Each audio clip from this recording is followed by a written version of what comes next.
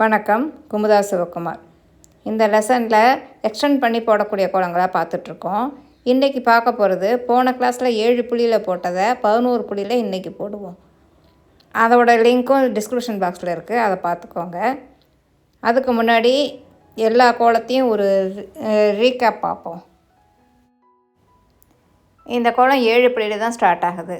இந்த கோலத்தை போன கிளாஸில் போட்டாச்சு. இன்னும் 4 புள்ளி ஆட் பண்ணி 11 புள்ளியில் இன்றைக்கி போடுவோம். இன்னொரு 4 புள்ளி ஆட் பண்ணி 15 புள்ளியில் போடப்பட்ட கோலம் இந்த கோலம். இது 19 புள்ளி கோலம்.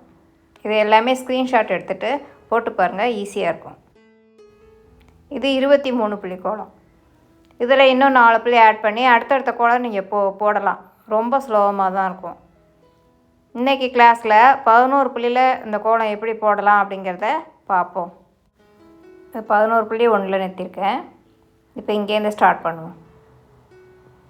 இங்கேருந்து இந்த 3வது புள்ளியில் பெண்ட் பண்ணுவோம். பெண்ட் பண்ணி அந்த கோலம் ஆப்போசிட் சைடு போனோம். இந்த சைடு ஆப்போசிட் போகிறதுக்கு முன்னாடி பாக்ஸ் போடுறோம். நடுவில் 3 புள்ளி வச்சு வளைச்சி போடணும். போடும்போதே தெரியும் எந்த இடத்துல முடியுதுன்னு. அந்த இடத்துட்ட ஒரு முடிச்சு போட்டு மேலே 1 புள்ளியில் போய் சுழிச்சிடுறோம். சுழிச்ச உடனே அடுத்த 3வது புள்ளி இதேமாரி தான் போடணும். அப்புறம் பெண்ட் பண்ணி இந்த பாக்ஸ் போடணும். பெண்ட் பண்ணி 3 புள்ளியை வச்சுட்டு வளைக்கணும். வளைச்சி இந்த சைடு வந்தோடனே பார்த்திங்கன்னா தெரியும் 3 புள்ளி இருக்கு பாருங்கள். ஒவ்வொரு சைடு 3 புள்ளி இருக்கும். இந்த சைடு வந்தோடனே இங்கே ஒரு முடிச்சு போடணும். முடிச்சு போட்டு இந்த ஆரம்பிச்ச இடத்துல முடிச்சிடுறோம். இதேமாரி தான் இந்த சைடு வரும். நோட்டை திருப்பி போட்டால் ஈஸியாக இருக்கும்.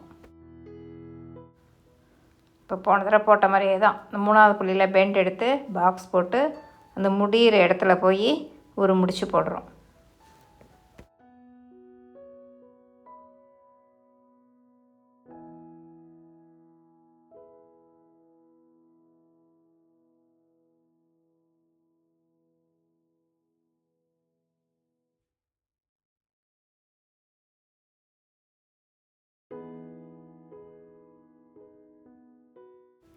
இப்போ 2 போட்டுட்டோம். இந்த இடத்துட்ட ஒரு முடிச்சு போடணும்.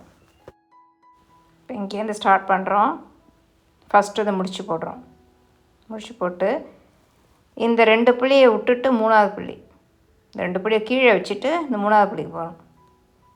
2 புள்ளிக்கும் மேலே இப்போ இந்த 3வது புள்ளியில் பெண்ட் பண்ணி ஆப்போசிட் சைடு போய் முடிச்சு.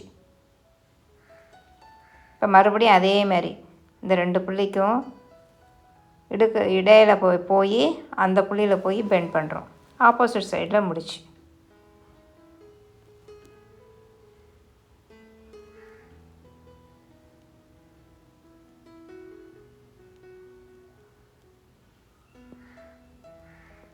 ஜாயின் பண்ணிடும். இப்போ இந்த வெளி ரவுண்டில் ஃபுல்லாக முடிச்சு போட்டாச்சு. உள்ளே தான் புள்ளி பாக்கி இருக்குது. அதுக்கு எப்படி போடலான்னு பார்ப்போம். இப்போ நம்ம உள்ளே போடுற டிசைன் தட்டுன்னு சொல்கிறாங்க.